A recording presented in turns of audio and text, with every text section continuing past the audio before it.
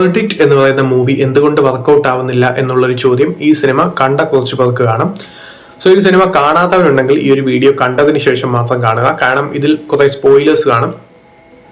So ഈ ഒരു cinema start ചെയ്യുന്നത് ഈ ഒരു ശ്രുതി ഹരിഹരന്റെ ക്യാരക്ടറായ നമ്രത എന്ന് പറയുന്ന ഒരു കഥാപാത്രവും സുഹാസിനി എന്ന മൾട്ടി മില്യനർ ആയിട്ടുള്ള പ്രായമായിട്ടുള്ള എലീസ എന്ന് പറയുന്ന കഥാപാത്രവും തമ്മിലുള്ള ബോണ്ടിൽ നിന്നാണ്. സോ ഇവർ തമ്മിലൊരു സ്പെഷ്യൽ ബോണ്ട് ഉണ്ട്. ഇവരൊരു ഷോപ്പിൽ വെച്ചാണ് പരിചയപ്പെടുന്നത്. സോ കുറെ നാൾ കഴിയുമ്പോൾ ഇവർ തമ്മിൽ നല്ലൊരു ബോണ്ടിലോട്ട് എത്തുന്നു.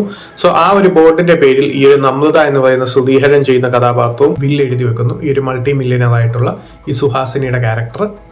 സോ അങ്ങനെ പോകുന്ന ഒരു സ്റ്റോറിയാണ്. അത് തന്നെ അത്യാവശ്യം ഒരു വീക്ക് സ്റ്റോറിയാണ് എന്നുള്ള ഒരു രീതിയിലാണ് ആ ഒരു സംഭവം നമുക്ക് തോന്നുന്നത്. പക്ഷേ ഇവർ തമ്മിലൊരു സ്പെഷ്യൽ ബോണ്ട്, പ്രായമായ ആളാണ്, അങ്ങനെയുള്ള ഒരു സംഭവം വെച്ച് തന്നെ ഈ ഒരു വില്ല് എന്ന് തന്നെ ഇരിക്കട്ടെ. പിന്നങ്ങോട്ട് കാണിക്കുന്ന സംഭവങ്ങളൊക്കെ ഒട്ടും കൺവിൻസിങ് ആയിട്ടല്ല മുന്നോട്ട് പോകുന്നത്. കാരണം ഈ ഒരു ദുരൂഹ സാഹചര്യത്തിൽ ഈ ഒരു ക്യാരക്ടർ മരണപ്പെടുന്നു. അതിന്റെ പ്രൈം സസ്പെക്ട്, അതായത് ഈ ഒരു സുഹാസിനിയുടെ ക്യാരക്ടർ മരണപ്പെടുന്നതിന്റെ പ്രൈം സസ്പെക്ട് ഈ ഒരു നമ്രത എന്ന് പറയുന്ന ശ്രുതി ഹരിഹരൻ ചെയ്യുന്ന ഒരു ക്യാരക്ടറാണ്. സോ ആ ഒരു കഥാപാത്രത്തിന്റെ കൂടെ മൊത്തം ആ ഒരു ഭർത്താവ് സ്റ്റാൻഡ് ചെയ്യുന്ന ആ ഒരു കേസ്, ആ ഒരു കോർട്ട് റൂം ഡ്രാമ നടക്കുമ്പോഴൊക്കെ ഭർത്താവ് സ്റ്റാൻഡ് ചെയ്ത് നിൽക്കുന്നുണ്ട്. ഇതിന് നേരത്തെ ഒരു മാരേജ് കഴിഞ്ഞതാണ്. അത് 10 വർഷമായി കൂടെ താമസിക്കുന്ന ശ്രുതി ഹരിഹരന്റെ ക്യാരക്ടറിന് പോലും അറിയില്ല. സോ അപ്പോൾ തന്നെ നമുക്ക് ആ ഒരു ഹസ്ബൻഡിന്റെ ആ ഒരു ക്യാരക്ടറിൽ ഒരു ഗസ് വരും. പക്ഷെ അതുപോലെ തന്നെയാണ് സെക്കൻഡ് ഹാഫിൽ ആന്റഗോണിസ്റ്റ് ആയിട്ട് ഒരു ഹസ്ബൻഡ് തന്നെയാണ് വരുന്നത്.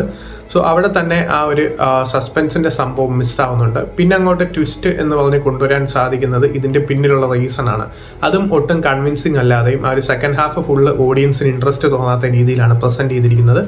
അതിലുപരി 10 വർഷം കൂടെ താമസിച്ചിട്ടും ആ ഒരു ഹസ്ബൻഡിന്റെ ക്യാരക്ടർ അല്ലെങ്കിൽ അങ്ങനെയുള്ള കാര്യങ്ങൾ മനസ്സിലാക്കാൻ സാധിക്കാത്ത ഒരു കഥാപാത്രമായിട്ടാണ് ശ്രുതി ഹരിഹരനെ പ്രസന്റ് ചെയ്തിരിക്കുന്നത്.